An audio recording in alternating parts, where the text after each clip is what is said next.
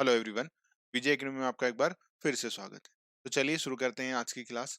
आज की क्लास में हम बात करेंगे सामान्य साझेदारी और सीमित दायित्व साझेदारी क्या होती है।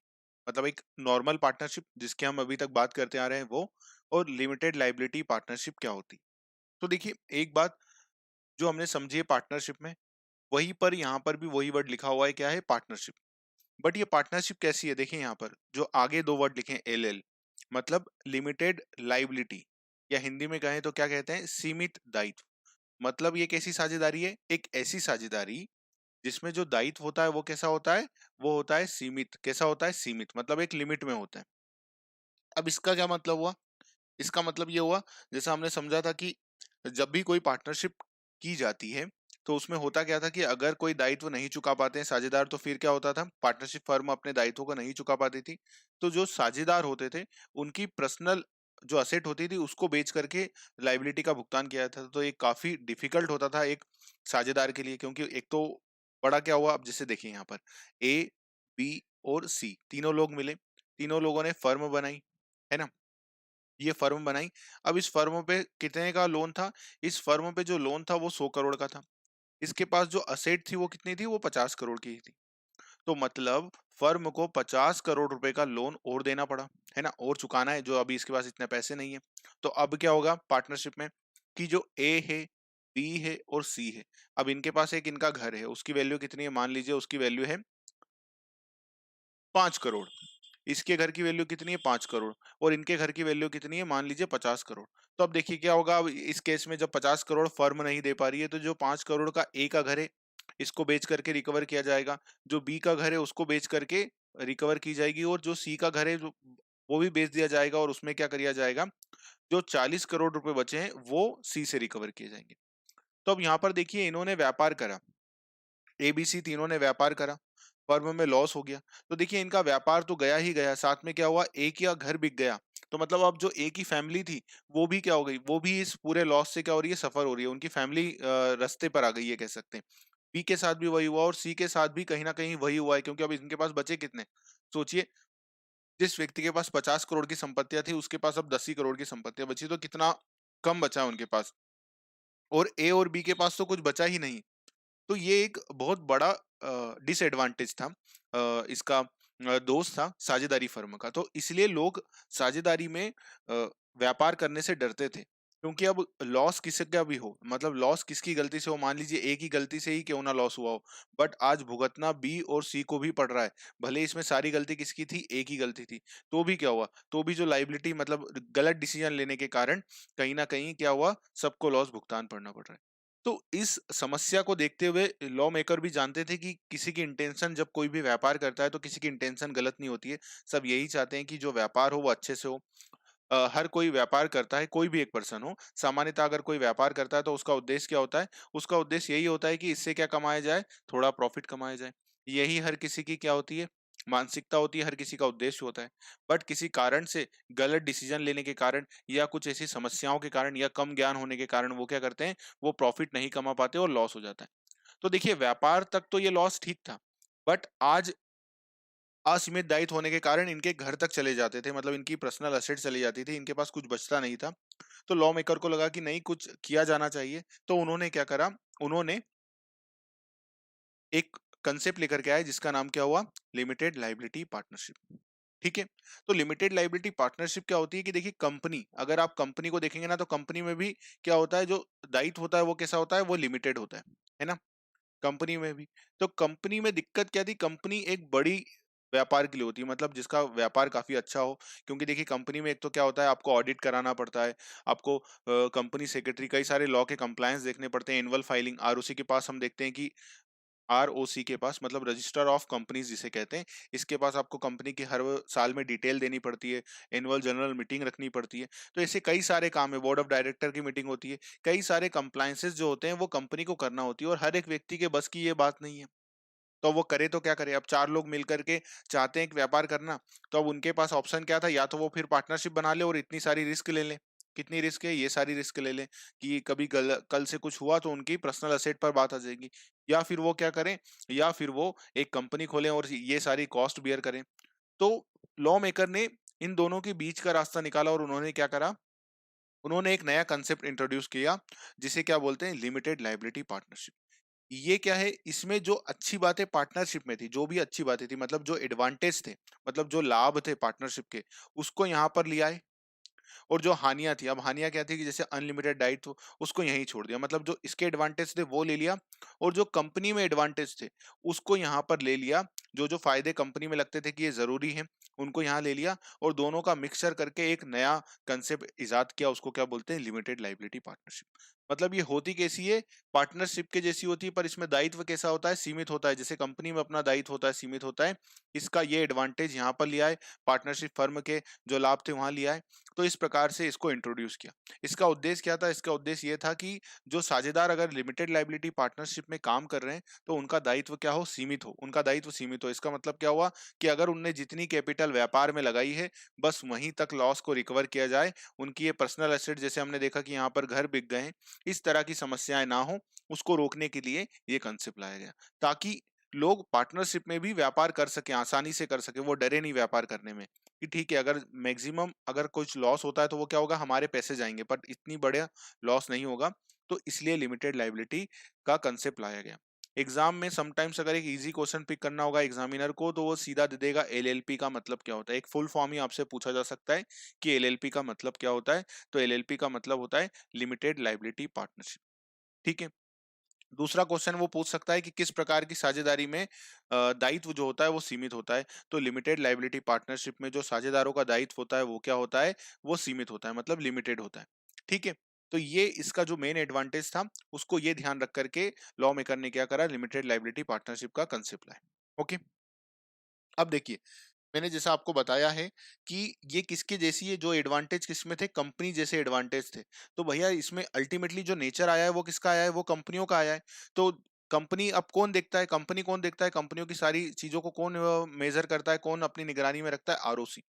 तो जो एलएलपी की भी सारी चीजें है ना, जो एलएलपी की फाइलिंग और ये सब, वो भी कौन देखेगा, आरओसी ही देखेगा। क्योंकि इसमें सारा एडवांटेज इसका डला हुआ है, सारे फायदे जो कंपनी के थे वो भी इसमें लाए गए हैं। तो कहीं ना कहीं इसको इसलिए ये सारा किसके जैसा होता है, कहीं न कहीं जो इसकी फाइलिंग होती है, सब चीज़ें होती हैं, वो किसके जैसी होती है, कंपनी के जैसी होती हैं। बट कंपनी उतनी ज़्यादा ज़रूरत नहीं होती, मतलब कंपनी में कई सारी रिक्वायरमेंट होती है, उतनी रिक्वायरमेंट नहीं होती, थोड़ी बहुत रिक्वायरमेंट होती है। मतलब पार्टनरशिप से थोड़ी ज़्यादा, क्योंकि देखिए पार्टनरशिप का अपग्रेडेड वर्ज़न हम कह सकते हैं, ये है। तो पार्टनरशिप से थोड़ी-सी ज़्यादा कंप्लायंसेस इसमें ज़रूरत होती है, और कंपनी से कम होती है। तो बस इसी को हम कहते हैं लिमिटेड लायबिलिटी पार्टनरशिप। समझ में आया लिमिटेड लायबिलिटी पार्टनरशिप का लाने का मेन कांसेप्ट क्या था लॉ मेकर का? क्यों लाया गया, ये कंसेप्ट क्यों जरूरी था? तो चलिए अब हम इसको पढ़ते जाते हैं। तो देखिए पंजीयन, क्या हमारा पार्टनरशिप का पंजीयन कराना अनिवार्य है? नहीं, वो क्या है, ऐच्छिक है। पर अगर आप नहीं कराते हैं तो दिक्कत क्या आती है, हमने वो पढ़ा है कि अगर आप नहीं कराते हैं तो दिक्कत ये आएगी कि आप थर्ड पार्टी पर क्या नहीं कर सकते, केस फाइल नहीं कर सकते। अगर आपको तीसरे पक्षकार पर या थर्ड पार्टी पर क्या करना है, केस करना है, तो आपको फिर रजिस्ट्रेशन कराना पड़ेगा। ठीक है। अब ये लिमिटेड लायबिलिटी पार्टनरशिप किसके जैसी है, कंपनी जैसी है। तो मैंने आपको बताया था कि कंपनी का कब होता है इनकॉर्पोरेशन, कंपनी का इनकॉर्पोरेशन क्या होता है, तभी होता है, कंपनी का जन्म ही कब होता है, जब उसका इनकॉर्पोरेशन होता है ना। तो इसलिए यहाँ पर पंजीयन करना क्या होता है, अनिवार्य होता है। क्यों? क्योंकि इसमें एडवांटेज कैसे हैं, कंपनियों जैसे हैं। तो इसका पंजीकरण क्या होता है, अनिवार्य होता है। ध्यान रखिएगा, एग्जाम में पूछा जा सकता है कि लिमिटेड लायबिलिटी पार्टनरशिप का पंजीकरण कराना अनिवार्य होता है, ऐच्छिक होता है, दोनों, या इनमें से कोई नहीं। वो क्यों पूछ सकते हैं इसका पार्टनरशिप का क्वेश्चन, क्योंकि देखिए यहाँ पर जो वर्ड आएगा ना, वो क्या आएगा, पार्टनरशिप। तो आपके दिमाग में आ सकता है कि यार पार्टनरशिप है, तो हमने तो ऐच्छिक पढ़ा है। तो ये बात किसकी हो रही है, एलएलपी की हो रही है। ठीक है। जब भी आप एलएलपी को पढ़ते समय बाद में भी पढ़ें, तो एक बात ध्यान में रखें अपने बैक ऑफ द माइंड में, वो क्या रखें कि एलएलपी मतलब ये किसके जैसी है, तो ये कंपनी के जैसी है। जब ये बात आप ध्यान रखेंगे ना, तो जो पॉइंट है ना आपके सामने आएंगे ना, वो सारे आपको रिलेवेंट लगेंगे, वो सारे आपको क्या लगेंगे, रिलेवेंट लगेंगे। ठीक है। चलिए अब बात करते हैं आगे। साझेदारों की संख्या। देखिए साझेदारों की न्यूनतम संख्या कितनी होती है, 2 होती है, और अधिकतम कितनी होती है, 50 होती है। ध्यान रखिएगा, ये क्वेश्चन ऑलवेज आईएमपी है, 50 क्वेश्चन वाला। ठीक है। ये 50 वाला क्वेश्चन ऑलवेज आईएमपी है, कभी भी एग्जामिनर इसको पिक कर लेता है ना। मतलब ये एग्जाम में आने के बाद भी आईएमपी होता है, ये इतना आईएमपी है कि वापस से इस क्वेश्चन को आपको रिपीट भी किया जा सकता है। तो कभी भी अगर आप पढ़ के जाएं तो इसको ध्यान में रखिएगा। इसमें देखिए न्यूनतम कितने होते हैं, न्यूनतम 2 होते हैं, मैक्सिमम पर कोई प्रतिबंध नहीं। ठीक है। मैक्सिमम पर कोई भी प्रतिबंध नहीं, मतलब कितने भी शेयर इसमें रखे जा सकते हैं, मैक्सिमम पर कोई लिमिट नहीं है। ठीक है। ध्यान रखिएगा। चलिए अस्तित्व, अब देखिए यहाँ पर हमने बताया था अस्तित्व, तो देखिए अस्तित्व क्या पार्टनरशिप का अस्तित्व अलग होता है? नहीं, पार्टनरशिप का अस्तित्व उनके साझेदारों पर डिपेंड होता है। तो वही बात होगी कि फर्म और साझेदारों का पृथक पृथक अस्तित्व नहीं होता, मतलब सेपरेट लीगल एंटिटी होती है क्या? नहीं, पृथक पृथक अस्तित्व नहीं होता है, फर्म और साझेदार दोनों में आपस में होते हैं। ठीक है, जबकि देखिए एलएलपी किसके जैसी है? एलएलपी कंपनी के जैसी है। जैसे ही आप ये बात याद रखेंगे ना, आपको चीजें आसान लगेंगी कि देखिए फर्म और साझेदारों का पृथक पृथक क्या होता है? अस्तित्व होता है। ठीक है, तो एक और जो क्वेश्चन एग्जामिनर अगर पिक करेगा वो तो एलएलपी पर अगर उसे पूछना होगा तो वो ये क्वेश्चन पिक कर सकता है कि किसका पृथक अस्तित्व होता है? फर्म का, एलएलपी का, दोनों का, इनमें से कोई नहीं। तो हमारा आंसर क्या होगा? साझेदारी जो एलएलपी होती है उसका अस्तित्व कैसा होता है? उसका अस्तित्व जो होता है वो कैसा होता है? पृथक होता है। चलिए, ठीक है। अब मनोनीत साझेदार का मतलब एक साझेदार को क्या कर दिया जाता है? मनोनीत कर दिया जाता है, तो उसे क्या बोलते हैं? तो देखिए इसमें कोई डेजिग्नेटेड पार्टनर जिसको बोलते हैं, इंग्लिश में क्या बोलते हैं इसको? डेजिग्नेटेड पार्टनर बोला जाता है। तो डेजिग्नेटेड पार्टनर की जो हमारी नॉर्मल साझेदारी होती है उसमें आवश्यकता होती है क्या? तो उसमें आवश्यकता आवश्यक नहीं है। ठीक है, और इसमें न्यूनतम कितने सदस्य? 2 सदस्य जो हैं वो मनोनीत करना क्या होते हैं? अति आवश्यक होता है, मतलब आपको 2 मिनिमम सदस्य रखने ही पड़ेंगे। हमारी नॉर्मल साझेदारी में क्या हम कोई विदेशी को साझेदार बना सकते हैं? तो ऐसा नहीं किया जा सकता। पर क्या इसमें बनाया जा सकता है? बिल्कुल बनाया जा सकता है। क्यों? जब भी आप इसको पढ़ेंगे ना, आप कंपनी को पढ़िएगा। देखिए कंपनी में भी ऐसी कोई लिमिट नहीं है कि कोई जो विदेशी व्यक्ति है क्या वो कंपनी का शेयर होल्डर बन सकता है? ऐसा कुछ भी कहीं भी नहीं लिखा है, देखा होगा आपने, कभी भी नहीं लिखा है। तो बस उसी को ध्यान में रखेंगे ना, तो आपको ये बातें भी समझ में आएंगी। तो इसका क्या है, एकदम इसको जो अप्रोच रखी गई है एलएलपी को बनाते समय, वो क्या रखी गई है? कंपनी की रखी गई है। तो विदेशी सदस्य बन सकता है, किसमें बन सकता है? एलएलपी में उसको रखा जा सकता है, मतलब इसमें जो सदस्य है वो फॉरेनर हो सकता है। ठीक है, एक्ट, इस पर कौन सा एक्ट लगता है? आईएमपी क्वेश्चन किसकी दृष्टि से? एलएलपी की दृष्टि से, क्योंकि ये तो आपको याद ही रहेगा। ठीक है, किस एक्ट के अंतर्गत होता है? तो जो साझेदारी होती है वो भारतीय साझेदारी अधिनियम 1932, ठीक है, इंडियन पार्टनरशिप एक्ट 1932 के वो प्रावधान इस पर लागू होंगे। इसमें कौन से नियम लागू होंगे? तो लिमिटेड लाइबिलिटी पार्टनरशिप एक्ट 2008 क्या लागू होगा? सीमित दायित्व साझेदारी अधिनियम 2008 लागू होता है, ध्यान रखिएगा, है ना। आईएमपी है 2008 लागू होता है। एलएलपी, इसको शॉर्ट में क्या बोलते हैं? एलएलपी एक्ट 2008, ठीक है, एलएलपी बोलते हैं। समझ में आई बात? अब इसके बाद बोलते हैं एजेंसी संबंध। वो एजेंसी संबंध मतलब साझेदार और एक दूसरे के बीच में क्या होता है? एजेंट और प्रधान का संबंध होता है, तो इसमें होता है। तो देखिए सभी साझेदार और फर्म के साथ साथ एक दूसरे के भी क्या होते हैं? वो एजेंट के रूप में कार्य करते हैं। मतलब कैसे होते हैं? एक प्रधान और एजेंट होता है। हमने बात करी थी कि जैसे अगर साझेदारी फर्म में ए बी सी तीनों लोग हैं और ये इनकी फर्म है, तो जो साझेदार है, जैसे मान लीजिए ए फर्म के लिए भी क्या बन सकता है? एजेंट का काम करेगा, और साथ ही साथ बी और सी के लिए भी क्या होता है? ये एजेंट के रूप में काम करता है। मतलब ए फर्म के लिए भी क्या होगा? अपना एजेंट होगा, और साथ ही साथ बी और सी के लिए भी क्या होगा? ये एजेंट के रूप में कार्य करेगा। समझ में आई बात? इसके बाद बात करते हैं कि साझेदारी फर्म में एजेंट होते हैं, मतलब साझेदारी फर्म के लिए तो ये एजेंट होते हैं, किंतु साझेदारों के लिए एजेंट नहीं होते। मतलब इसमें क्या होता है? इसमें जो साझेदारी फर्म है, मतलब ये फर्म है हमारी जिसका नाम है, और ये हमारे साझेदार हैं, तो ये क्या होते हैं? ये फर्म के लिए तो एजेंट का काम करते हैं एलएलपी में, किसके लिए? फर्म के लिए तो एजेंट का काम करते हैं, पर ये आपस में एजेंट नहीं होते। आपस में क्या नहीं होते हैं? आपस में एजेंट नहीं होते। अब फर्म के लिए क्यों एजेंट का काम करते हैं? क्योंकि अगर देखिए फर्म के लिए एजेंट नहीं बनेंगे तो फिर वो आ जाएगा ना, फिर अगर ये कोई भी काम करेंगे तो क्या उसके लिए साझेदारी फर्म लायबल होगी? नहीं होगी, तो फिर ये काम ही नहीं कर पाएंगे। ठीक है, काम ही नहीं कर पाएंगे, क्योंकि फिर क्या होगा? फिर बोर्ड ऑफ डायरेक्टर जैसा कंसेप्ट लगेगा यहाँ पर कि फिर बोर्ड ऑफ डायरेक्टर अपॉइंट करो, तो वो कंसेप्ट यहाँ पर लगाने की जरूरत है क्या? नहीं। तो इसलिए ये कंसेप्ट लाया गया कि जो साझेदार है वो क्या है? वो फर्म के लिए तो क्या बन जाएगा? एजेंट बन जाएगा। ठीक है, पर ये आपस में एजेंट नहीं होंगे, मतलब एक दूसरे के ऊपर नहीं होगा। और ये किसके लिए लोग काम कर सकते हैं? केवल फर्म के लिए एजेंट के रूप में कार्य करेंगे। बात समझ में आई? बढ़े आगे। अब जो एक और क्वेश्चन है जिस पर एग्जामिनर आपसे क्वेश्चन पूछ सकता है, वो है पॉइंट नंबर 8, है ना, कि एनुअल विवरणी मतलब क्या होता है? एक एनुअल स्टेटमेंट आपको वार्षिकी जिसको बोलते हैं, वार्षिकी एनुअल स्टेटमेंट, वो क्या करना पड़ता है? वो आरओसी को देना पड़ता है। किसमें? एलएलपी में। क्यों? क्योंकि ये किसके जैसा, मैंने बताया आपको, ये फर्म कंपनी के जैसा काम करती है। कंपनी क्या करती है? जो कंपनी, कोई भी कंपनी अगर बनती है तो उसको क्या करना पड़ता है?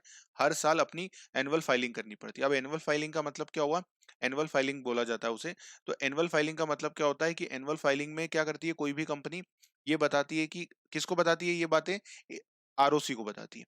अब आरओसी कौन है? आरओसी का नाम फुल में होता है रजिस्ट्रार ऑफ कंपनी। केवल नॉलेज के लिए समझ सुनते जाइए बस, है ना, लिखने की जरूरत नहीं है, ताकि कंसेप्ट आपका और ग्रिप में आ जाए इसलिए।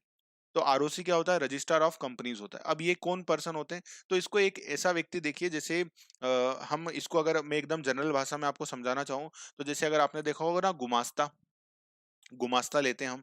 तो गुमास्ता किससे लेते हैं? हमारे यहाँ की नगर निगम जो होती है उससे गुमास्ता लेते हैं। तो वो कभी कभी देखने आते हैं ना कि आपने लाइसेंस लिया था, आपका घर कहाँ है बताइए जरा, गुमास्ता का रजिस्ट्रेशन देते हैं, तो वो देखते हैं ना कि आपका घर क्या है, आपने क्या काम करा है, क्या काम करते हैं, कहाँ पे आपकी शॉप है, इस तरह का काम होता है ना। तो आरओसी बिल्कुल वही काम कर रहा है। आरओसी यहाँ पर क्या करते हैं? आरओसी ये देखते हैं, आरओसी किसको रजिस्ट्रेशन देता है? कंपनी का। तो कंपनी को वो ये देखते हैं कि भैया तुमको हमने ये नाम दिया है या कंपनी खोली है, तो कुछ काम धंधा भी कर रहे हो या बस ऐसे ही बैठे हुए हो? तो वो बताते हैं हम हर साल।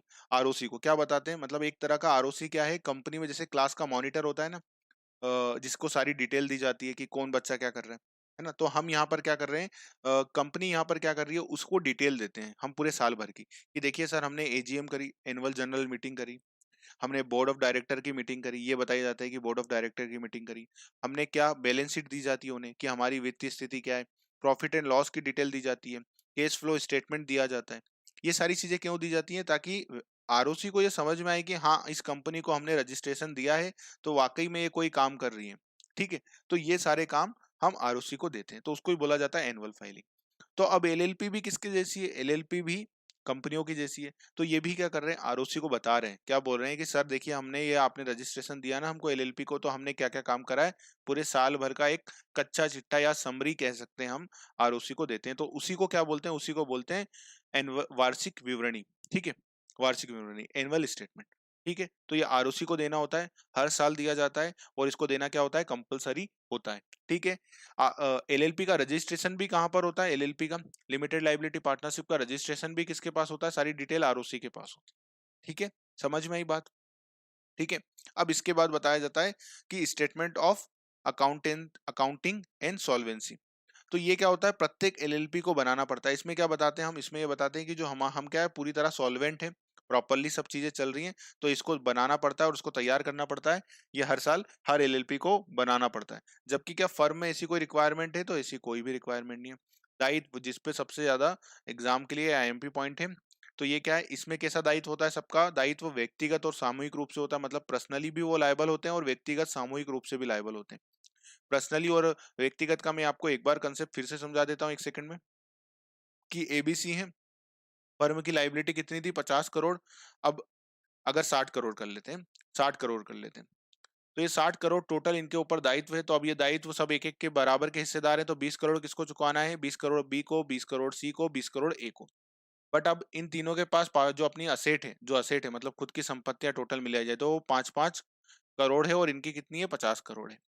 तो सामूहिक का मतलब क्या होता है? व्यक्तिगत रूप से तो इनको एक एक को कितने चुकाने हैं? 20-20 करोड़ रुपए देने हैं। और सामूहिक रूप से कितने देने हैं? 60 करोड़ देने हैं। इसका मतलब क्या होगा कि ये 5 करोड़ इनसे मिल रहे हैं ना, तो 5 करोड़ इनसे लेंगे, 5 करोड़ इनसे लेंगे, जो बच गए ना 15-15 करोड़, जो ये ए और सी नहीं, ए और बी नहीं दे पाए, ये भी किससे ले लिए जाएंगे? ये भी रिकवर किए जाएंगे सी से। तो इस क्यों रिकवर किए जाएंगे? क्योंकि इनका दायित्व क्या है? सामूहिक। नहीं तो सी मना कर सकता था कि सर मेरे से 20 करोड़ लो और बात खत्म करो, मेरा उतना ही हिस्सा है प्रॉफिट एंड लॉस में। तो वो क्यों नहीं बच पाता है? क्योंकि इनका दायित्व कैसा होता है?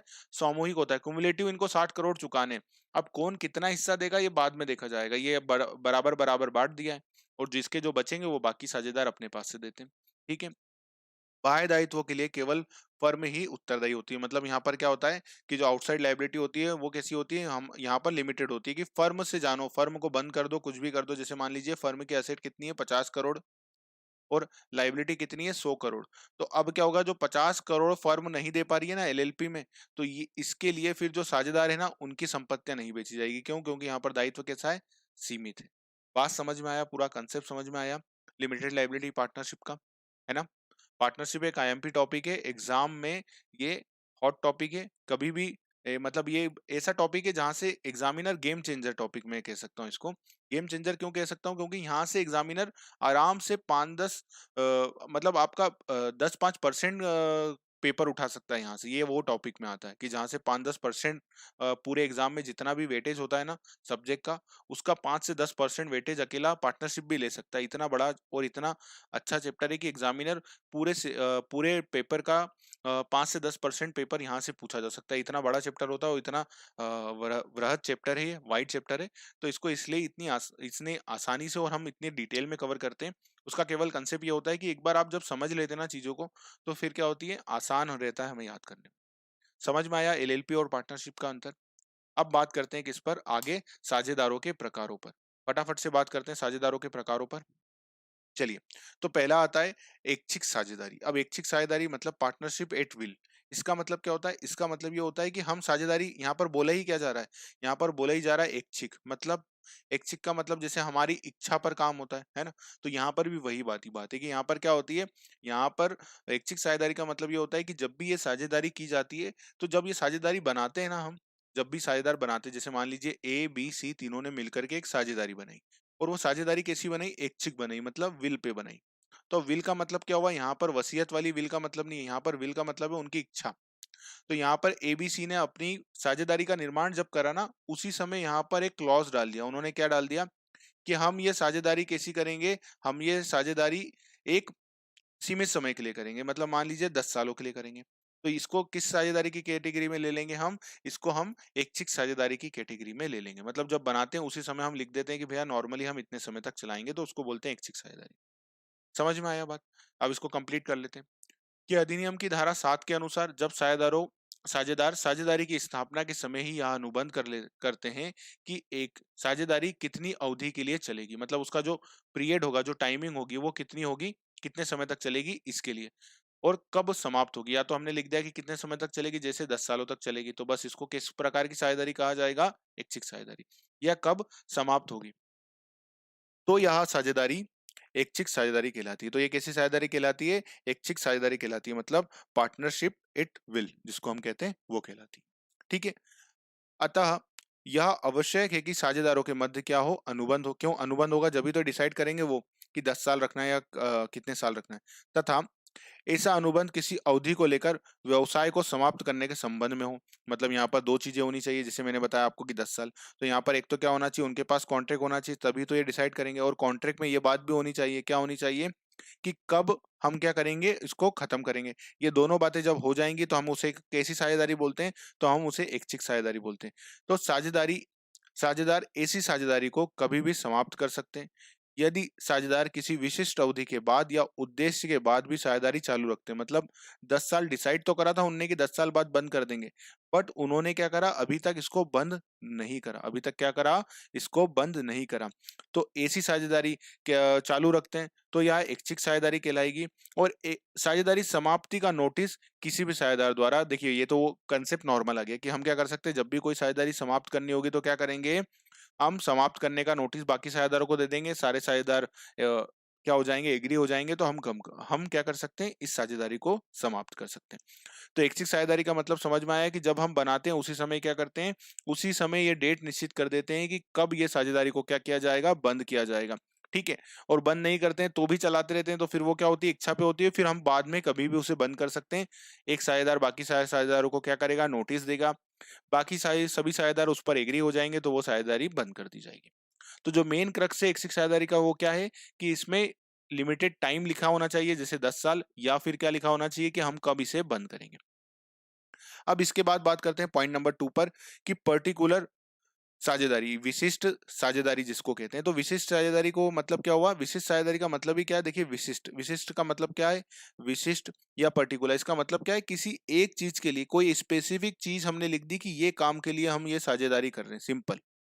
मतलब एक डिसाइड कर लिया कि जैसे मान लीजिए हमने पुल बनाने का निर्णय ले लिया कि फ्लाईओवर बनाएंगे, तो बस अब ये साझेदारी बनाई क्यों गई है, ये फ्लाईओवर बनाने के लिए गई है, कि ये जो फ्लाईओवर हम बनाएंगे ना, बस ये फ्लाईओवर बनाने के लिए हमने ये साझेदारी का निर्माण करा है। मतलब और कोई काम नहीं करेंगे, बस ये फ्लाईओवर बनाने तक ही हम साझेदारी में, फिर आप अपने रास्ते, मैं अपने रास्ते। जैसे मान लीजिए ए और बी ने ये डिसाइड किया, क्या डिसाइड किया, कि हम दोनों मिल करके एक साझेदारी करते हैं, और इस साझेदारी को क्यों बना रहे हैं, हम ये फ्लाईओवर बनाने के लिए कर रहे हैं। बस ये फ्लाईओवर बंद हुआ, ये फ्लाईओवर का काम पूरा हुआ, ये हमारा फ्लाईओवर बन गया और ये हमारा काम कंप्लीट हुआ, हम क्या करेंगे, हमारी साझेदारी समाप्त कर देंगे। तो अब ये साझेदारी को क्या बोलेंगे, इसका उद्देश्य क्या है? देखिए एक विशिष्ट उद्देश्य है, मतलब यहाँ पर क्या है, ये फ्लाईओवर बनाना एक ये विशिष्ट उद्देश्य है, कोई एक स्पेसिफिक काम है। तो ये क्या, ये किस प्रकार की कैटेगरी में आएगी साझेदारी? विशिष्ट साझेदारी या पर्टिकुलर पार्टनरशिप की कैटेगरी में आएगी। अधिनियम की धारा 8 के अनुसार जब किसी साझेदारी की स्थापना किसी विशेष कार्य, मतलब जैसे फ्लाईओवर बनाने का, जैसे मैंने आपको बताया है ना, या उद्देश्य या व्यवसाय को लेकर की जाती है, तो यह विशेष विशिष्ट साझेदारी कहलाती है। मतलब कैसी साझेदारी कहलाएगी? या विशेष या विशिष्ट साझेदारी कहलाती है। उदाहरण भी दिया हुआ है कि एक्स वाई जेड मिलकर भारतीय रेलवे कंपनी से एक ठेका लेते हैं। ये क्या लिया इन्होंने? एक ठेका लिया, मतलब कोई एक कॉन्ट्रैक्ट लिया। इंडियन रेलवे से क्या लिया? कॉन्ट्रैक्ट लिया। जो कि आगरा से मथुरा, मतलब क्या है, दो ही डेस्टिनेशन है, आगरा से लेकर मथुरा तक के बीच के अंतर्गत क्या निर्णय लिया इन्होंने कि 5 पुल बनाएंगे। मतलब जो फ्लाईओवर होंगे ना, 5 पुल रेलवे ट्रैक के अंदर, तो ये 5 फ्लाईओवर बनाएंगे। यहाँ पर मान लीजिए एक ये रहा, ऐसे करके इन्होंने 5 फ्लाईओवर बनाने का क्या किया, यहाँ पर एक कॉन्ट्रैक्ट लिया, ठेका लिया। किससे लिया ये ठेका? इंडियन गवर्नमेंट से। तो अब इनका उद्देश्य क्या है, इनका ये क्यों बना रहे हैं साझेदारी? बस ये 5 जो फ्लाईओवर हैं, जैसे ही ये बन जाएंगे इनकी साझेदारी समाप्त हो जाएगी। इनका उद्देश्य क्या है? बस ये फ्लाईओवर बनाने के लिए ही इन्होंने पार्टनरशिप करी। निर्णय निर्माण करने के संबंध में, यह एक विशेष कार्य के संबंधित स्थापित कैसी साझेदारी कहलाएगी? विशेष साझेदारी कहलाएगी। ऐसी साझेदारी की समाप्ति तब मानी जाती है जब ये विशेष कार्य, यहाँ पर विशेष कार्य क्या है, ये फ्लाईओवर पांचों बनाना का उद्देश्य पूरा हो जाता है। प्रथम कार्य का पूरा होने के बाद तुरंत नए कार्य शुरू करने पर साझेदारों के दायित्व और अधिकार पूर्ववत बने रहते हैं। मतलब क्या हुआ, यहाँ पर अगर यही कार्य चलता रहा, फिर इन्होंने नया कार्य करा, पर वो क्या है, वो वापस से अपनी पार्टनरशिप कैसी रख रहे हैं? पर्टिकुलर किसी विशेष उद्देश्य के लिए रहते हैं। और अगर कोई सा नया कार्य चालू कर लिया, इन्होंने बंद नहीं करा, तो भी जो इनके दायित्व हैं और जो अधिकार है, मतलब जो राइट और जो उनकी लाइबिलिटी है, वो कैसी होती है? वो वैसी की वैसी ही बनी रहती है।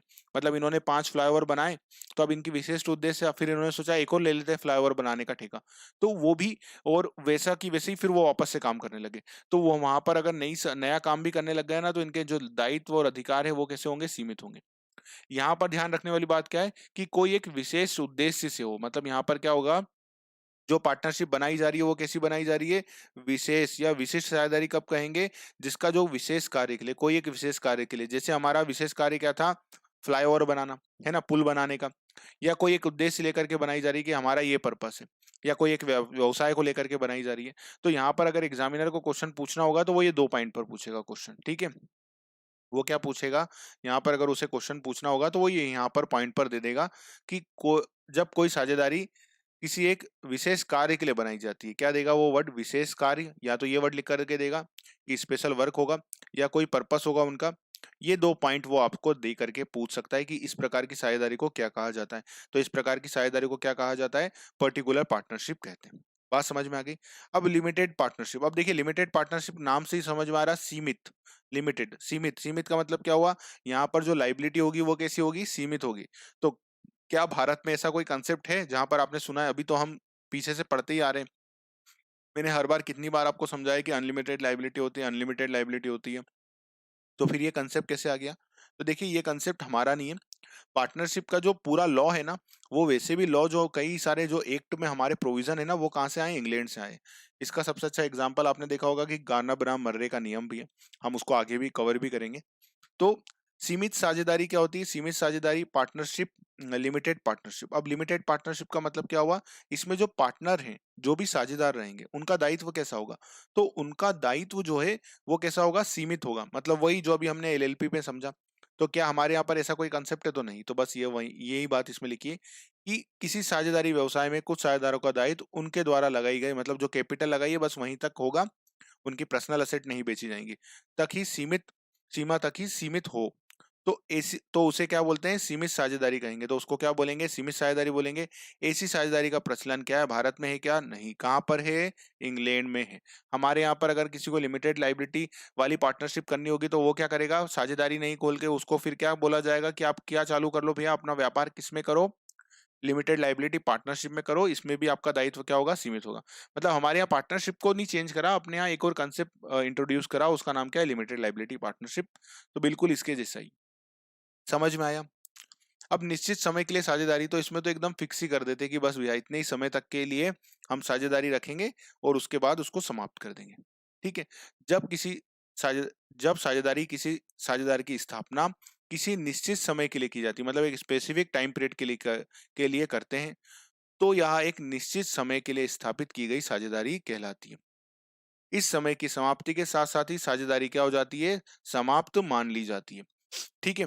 यदि साझेदार इस निश्चित समय की समाप्ति के बाद भी इसको क्या करते हैं, चालू रखते हैं, मतलब उन्होंने जो टाइम फिक्स करा था उसके बाद भी चालू रखते हैं, तो फिर ये कहां पर चली जाएगी, ऐच्छिक साझेदारी मानी जाएगी।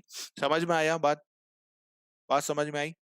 ऐच्छिक साझेदारी और दोनों में अंतर। यहाँ पर क्या हो रहा है, एक फिक्स टाइम है, अगर जो फिक्स टाइम के अंदर बंद कर दिया तो वो फिक्स साझेदारी रहेगी, और फिर भी चालू रख रहे हैं तो फिर वो इच्छा पे आ जाएगी, तो फिर वो कैसी साझेदारी में कन्वर्ट हो जाएगी, वो हो जाएगी ऐच्छिक साझेदारी। अब देखिए इनलीगल साझेदारी क्या होती है। इनलीगल साझेदारी का मतलब, एक साझेदारी इसका नाम दिया गया है बट वास्तव में साझेदारी नहीं है। क्योंकि इसको इनलीगल साझेदारी का मतलब क्या हुआ, इसको साझेदारी ही नहीं मानेंगे, मतलब इसको लॉ की परिभाषाओं में इसको एक साझेदारी व्यापार माना ही नहीं जाएगा। अब जैसे मान लीजिए क्या हुआ, ये आया, ये कौन आ गए, अ, इसको देखते हैं, शोले, तो गब्बर। ठीक है। तो ये क्या है, गब्बर और उनके जो दो तीन साथी थे, एक और दो तीन नाम, ये मान लीजिए एक एक और इनका पर्सन था, है ना, और ये, तो गब्बर और ये दो, ए और बी, तीनों लोगों ने मिलकर के एक पार्टनरशिप करी। ठीक है। उसमें गब्बरों ने क्या कहा कि हम क्या करेंगे, हम लोगों को किडनैप करेंगे और उनके माँ बाप से पैसे मांगेंगे। तो इन्होंने कहा ठीक है सर, ठीक है उस्ताद, या ठीक है साहब, हम यही करेंगे। तो गब्बर ने इनको ये करा, तीनों लोग मिलकर के अब क्या करने लगे, लोगों को क्या करते थे, इनको किडनैप करते थे। ये मान लीजिए एक पर्सन है तो इसको किडनैप करेंगे, फिर इनके घर वालों से क्या मांगेंगे, फिरौती मांगेंगे। तो अब ये तीनों लोग क्या कर रहे हैं, पूरे साझेदारी में काम कर रहे हैं कि भैया अगर मान लीजिए इस व्यक्ति को किडनैप करा और इसके घर वालों से 60 करोड़ अपन ने फिरौती के लिए, कितने लिए, 60 करोड़ रुपए लिए, तो सब बराबर बराबर बांटेंगे। तो गब्बर कितना रखेगा, 20 करोड़ रखेगा, जो ए है वो भी 20 करोड़ रखेगा, और बी है वो भी 20 करोड़ रखेगा। तो देखा जाए तो ये काम किस में कर रहे हैं, साझेदारी में कर रहे हैं। एक व्यापार है, हाँ इनके पास एक व्यापार है। क्या व्यापार है, वो व्यापार है लोगों को किडनैप करना। क्या इसमें प्रॉफिट हो रहा है, हाँ बिल्कुल प्रॉफिट हो रहा है। अभी फिरौती मांग के लाए 60 करोड़ रुपए की, और ये प्रॉफिट हो रहा है। और क्या ये व्यापार को पैसे को आपस में बांटने का इनका उद्देश्य है, हाँ बिल्कुल उद्देश्य है। देखिए 20-20 करोड़ बांट लिए। क्या इनका उद्देश्य प्रॉफिट कमाने का, बिल्कुल कमाने का, लोगों को किडनैप इसलिए कर रहे हैं। तो अगर इसको भी मान्यता दे देंगे तो फिर तो लोग यही करने लग जाएंगे। तो इसको क्या बोला जाता है, इनलीगल पार्टनरशिप, मतलब एक ऐसा काम जो लॉ की नजर में क्या है, अवैध है, जो लॉ की लैंग्वेज में क्या है, जो लॉ के नियमों के अनुसार पूरी तरह गलत है। जैसे किसी को किडनैप करना, क्या लॉ इसकी मान्यता देता है, हमारे यहाँ का कानून नहीं। तो ये काम अगर आप कर रहे हैं तो ये गलत है। अगर कोई क्या कर रहा है, कोई स्मगलिंग कर रहा है, तो क्या वो काम हमारे देश में अलाव है, नहीं अलाव है, तो वो क्या हो जाएगा, अवैध हो जाएगा। तो अगर कोई व्यक्ति, चार लोग मिलकर के मान लीजिए कल से चरस गांजे की स्मगलिंग कर रहे हैं, तो क्या वो व्यापार कर रहे हैं, तो वो किस कैटेगरी में आएगा, अवैध साझेदारी की कैटेगरी में आएगा। बच्चे को किडनैप कर रहे हैं, किस कैटेगरी में आएगा, सब मिलकर के अवैध साझेदारी की किडनैप कैटेगरी में आएगा। बात समझ में आ गई? तो बस ये वही कंसेप्ट है इनलीगल साझेदारी का मतलब, जब किसी साझेदारी की स्थापना निम्न में किसी एक कारण के आधार पर प्रभावित हो, तो वही साझेदारी कैसी कहलाएगी, अवैध साझेदारी कहलाएगी। मतलब आप चार लोग मिलकर के एक ऐसा काम कर रहे हैं जो क्या है, लॉ की नजर में अवैध है, अनलीगल, इनलीगल है, तो उसको क्या बोलते हैं, अगर वो कोई लोग मिलकर के काम करेंगे तो उसको बोला जाएगा इनलीगल साझेदारी। ठीक है। अगर एग्जामिनर को यहाँ से पॉइंट उठाना होगा ना, तो वो एक आपको एग्जाम्पल देगा। एग्जाम्पल क्या देगा, कोई सा भी एक एग्जाम्पल देगा, और एग्जामिनर फिर आपसे पूछेगा क्वेश्चन कि ये किस प्रकार की साझेदारी का उदाहरण है। जैसे वो लिख देंगे कि बच्चे को किडनैप करने के लिए आ बा सा तीनों मिलकर के बच्चों को किडनैप करने का एक व्यापार चालू करते हैं, जिसमें वो बच्चों को किडनैप करते हैं और उनके माँ बाप से फिरौती की रकम मांगते हैं। ये किस प्रकार की साझेदारी का उदाहरण है, इनलीगल साझेदारी। पहले नंबर पे इनलीगल नहीं देंगे, पहले नंबर पे वो आपको देंगे, कैसे देंगे, पहले नंबर पे वो देंगे विशिष्ट साझेदारी, क्योंकि उसमें एक उद्देश्य दिख रहा है ना, बच्चों को किडनैप करने का, तो इसलिए विशिष्ट साझेदारी। दूसरे नंबर पे वो देंगे ऐच्छिक साझेदारी। तीसरे नंबर पे वो देंगे कौन सी नाम, लिमिटेड लाइबिलिटी, सीमित साझेदारी। और चौथे नंबर पे फिर वो देंगे क्या, इनलीगल साझेदारी, अवैध साझेदारी। तो ये किस कैटेगरी में आएगी, अवैध साझेदारी की कैटेगरी में आएगी। ठीक है। जब साझेदारी व्यवसाय की स्थापना का उद्देश्य कैसा हो, अवैधानिक हो, मतलब लॉ की नजर में वो क्या हो, इनलीगल हो। जैसे तस्करी करना, वेश्यावृत्ति चलाना, ठीक है, हमारे देश में क्या है, ये पूरी तरह से क्या है, इनलीगल है। ठीक है, तो इसलिए यहाँ पर अगर ये काम कर रहे हैं तो क्या हो जाएगा, इनलीगल हो जाएगा। बट यही काम अगर अमेरिका में किया जाता है, ठीक है, ये काम अमेरिका में किया जाता है, तो अमेरिका में इसके ऊपर लाइसेंस मिला होता है। ठीक है, ये काम करने के लिए अमेरिका में लाइसेंस होता है, प्रॉपरली वो काम कर सकते हैं। तो वहां पर फिर ये काम क्या हो जाएगा, लीगल हो जाएगा। तो हमें क्या देखना है, जब भी इनलीगल साझेदारी की डेफिनेशन किसको देख करके डिसाइड की जाएगी, कोई काम गलत है या सही है, तो वो क्या देखी जाएगी कि अवैधानिक होना चाहिए, मतलब वहां की नजर में वो क्या होना चाहिए, अवैधानिक होना चाहिए। जैसे अगर आप तालिबान में हैं, मतलब आप तालिबान देश में, तो वहां पर क्या हथियार रखना अवैधानिक है, हथियार का सेल खरीद करना नहीं, वहां तो सभी लोग आतंकवाद का काम कर रहे हैं, तो वहां पर अनलीगल नहीं है। तो हमें किसी भी पॉइंट को डिसाइड करने के लिए कि अवैधानिक है या वैधानिक है, वो क्या देखा जाएगा, लॉ क्या कहता है वहां का। ठीक है, तो अभी हम इंडिया में पढ़ रहे हैं, तो हमारे हिसाब से लॉ देखेंगे कि हमारी गवर्नमेंट के क्या लॉ है, उसके हिसाब से। लोक नीति के विरुद्ध का कोई कार्य कर रहे हैं, जैसे कोई अगर व्यक्ति, चार लोग मिलकर के क्या कर रहे हैं, देश की जासूसी कर रहे हैं और दुश्मन देश को वो शेयर कर रहे हैं, तो वो लोक हित के विरुद्ध है। जब अधिकतम साझेदारों की संख्या पार कर गई हो, जब अधिकतम साझेदारों की संख्या पार कर गई हो, मतलब हमारी क्या हो गई हो, एक और ये क्वेश्चन जो एग्जामिनर आपसे पिक कर सकता है ना, वो यहाँ से पिक करेगा, ये वाला पॉइंट पर सबसे ज्यादा। क्यों? क्योंकि ये पॉइंट है ना, समझ नहीं आएगा अगर ऐसे डायरेक्टली देखेंगे तो। आप ये सोचिए ना कि अधिकतम साझेदारों की संख्या को पार कर ली गई है, किस प्रकार की साझेदारी का उदाहरण है, सामान्य साझेदारी, सीमित साझेदारी, असीमित साझेदारी और इनलीगल साझेदारी। तो ये पॉइंट आप मिस ना कर दें, इसको हाईलाइट कर लीजिएगा और इसके साइड में लिख भी लीजिएगा। ठीक है, तो जब अधिकतम साझेदारों की संख्या पार कर जाए, मतलब 50 से ज्यादा साझेदार हो गए, तो फिर आप या तो साझेदारों की संख्या कम करो या फिर उसका चेंज करो। मतलब क्या चेंज करो, आप उसको पार्टनरशिप फर्म की बजाय आप क्या करो, एलएलपी में करो, या फिर क्या करो, उसकी कंपनी बनाओ। तो ये हो जाएगा। जब किसी साझेदारी का साझेदार क्या हो, विदेशी शत्रु राष्ट्र का क्या हो, निवासी हो, मतलब कोई साझेदार है वो क्या है, शत्रु राष्ट्र का निवासी है, तो फिर क्या हो जाएगा, वो साझेदारी कैसी साझेदारी कहलाती है, अवैध साझेदारी कहलाती है। जो आईएमपी पॉइंट है वो सबसे ज्यादा ये वाला पॉइंट है, और इसके बाद ये वाला पॉइंट है। अगर अवैध साझेदारी पर एग्जामिनर को क्वेश्चन पिक करना होगा, तो वो पॉइंट नंबर 1 और पॉइंट नंबर 3 पर सबसे ज्यादा आपसे पूछ सकता है। ठीक है, और 3 को ज्यादा याद रखिएगा, क्यों? क्योंकि अगर ऊपर वाले पॉइंट पर अगर क्वेश्चन एग्जामिनर ने पिक करा ना, आप जांच आप समझ जाएंगे, क्योंकि हमने इतना डिस्कस किया है ना, तो आप पकड़ ले जाएंगे। पॉइंट नंबर 3 पर याद रखिएगा, क्योंकि ये पॉइंट थोड़ा सा अलग दिखता है, अवैध दिखता नहीं है। ये इसे डायरेक्टली अगर हम देखेंगे तो इसको अवैध दिखता नहीं है। तो ध्यान रखिएगा कि जब अधिकतम साझेदारों की संख्या पार कर ली गई हो, तो फिर कैसी साझेदारी होती है, वो इनलीगल साझेदारी होती है। बात समझ में आई? तीनों साझेदारी, पांचों साझेदारी के प्रकार समझ में आए? पहली कौन सी होती है, ऐच्छिक साझेदारी, मतलब जो साझेदारों के इच्छा पर हो उसे बोला जाता है ऐच्छिक साझेदारी। इसके बाद आती है विशिष्ट साझेदारी या पर्टिकुलर पार्टनरशिप। तो इसको क्या बोलते हैं, जिसका उद्देश्य हो, कोई एक विशेष उद्देश्य को लेकर के ये बनाई गई साझेदारी होती है, तो उसको क्या बोलते हैं, पर्टिकुलर पार्टनरशिप बोलते हैं या विशिष्ट साझेदारी बोलते हैं। इसके बाद साझेदारी कौन सी होती है, लिमिटेड साझेदारी, मतलब सीमित साझेदारी। सीमित साझेदारी का मतलब क्या होता है कि जिसमें जो दायित्व होता है वो कैसा होता है, वो सीमित होता है। ठीक है, इसके बाद क्या आती है, इसके बाद आती है फिक्स टर्म साझेदारी। इसके बाद क्या आती है, फिक्स टर्म साझेदारी। ठीक है, फिक्स टर्म साझेदारी क्या होती है, फिक्स टर्म साझेदारी मतलब एक निश्चित समय के लिए कोई साझेदारी की गई है, जैसे 10 साल 5 साल के लिए, और अगर वो कंटिन्यू रखते हैं तो फिर वो कैसी साझेदारी में आ जाती है, कन्वर्ट हो जाती है, ऐच्छिक साझेदारी में कन्वर्ट हो जाती है। ठीक है, इसके बाद आती है अवैध साझेदारी। एग्जाम में भी इस पर क्वेश्चन पूछा जाए, और पॉइंट नंबर 3 पर क्वेश्चन पूछा जाए। अवैध साझेदारी मतलब जब आप कोई ऐसी साझेदारी में कोई ऐसा व्यापार कर रहे हैं, पार्टनरशिप में कोई ऐसा व्यापार कर रहे हैं जिसका जो पर्पस है, जो उद्देश्य है, वो लॉ की लैंग्वेज में, लॉ की नजर में क्या है, अवैधानिक है। मतलब लॉ उसकी परमिशन नहीं देता है, जो भी काम की परमिशन लॉ नहीं देता, और अगर आप वो कर रहे हैं तो उसको क्या बोला जाएगा, अवैध साझेदारी। जैसे आप चार लोग मिलकर के क्या कर रहे हैं, लोगों को मर्डर करने की आप सुपारी लेते हैं, सुपारी लेने का काम करते हैं। तो आप चार लोग मिलकर के लोगों की सुपारी लेते हैं, तो इस सुपारी लेने का काम क्या लॉ की नजर में वैध है? नहीं, वैध नहीं है। तो फिर इस प्रकार की अगर कोई आप पार्टनरशिप में काम भी करते हैं, तो उसको क्या बोला जाता है, अवैध साझेदारी बोला जाता है। समझ में आई बात? कंसेप्ट समझ में आया? तो एक बार रिवाइज कर लीजिएगा, 1-2 मिनट, 5 मिनट दे करके इसको रिवाइज कर लीजिएगा, पूरा कंसेप्ट समझ में आ जाएगा। एलएलपी का कंसेप्ट समझ में आया? तो चलिए मिलते हैं अगली क्लास में, और अगली क्लास में बात करेंगे साझेदारों के प्रकारों पर, कि साझेदार कितने प्रकार के होते हैं। ये अगेन आईएमपी टॉपिक है। एग्जामिनर अगर साझेदारी से कंसेप्ट पूछता है तो उसका मोस्ट फेवरेट टॉपिक ये होता है। ठीक है, सबसे फेवरेट टॉपिक, अगर एग्जामिनर को एक थ्योरी क्वेश्चन पूछना होता है, तो सबसे ज्यादा पार्टनरशिप में अगर उसके लिए कोई सा आईएमपी टॉपिक होता है, तो सबसे ज्यादा आईएमपी टॉपिक क्या होता है, ये होता है साझेदारों के प्रकार। या तो एग्जामिनर साझेदारों के प्रकार से क्वेश्चन उठाता है, या वो क्वेश्चन किससे उठाता है, साझेदारी के टाइप से क्वेश्चन उठाता है, या फिर वो क्वेश्चन बेसिक से उठाता है, मतलब जो विशेषताएं होती है साझेदारी की विशेषताएं उस पर क्वेश्चन एक्से पूछ लेंगे, या फिर वही मैक्सिमम 50 पार्टनर वाले। तो इस पर आपसे क्वेश्चन एग्जामिनर पिक करेगा। तो अगेन आईएमपी टॉपिक है, इसके बाद भी ध्यान रखिएगा, एक बार रिवाइज करिएगा। इसके बाद आपकी जो साझेदारी से रिलेटेड है, साझेदारी के टाइप से रिलेटेड सारी क्वेरी रिजॉल्व हो जाएंगी। तो चलिए मिलते हैं अगले वीडियो में, तब तक के लिए अपना ध्यान रखिएगा। नमस्कार।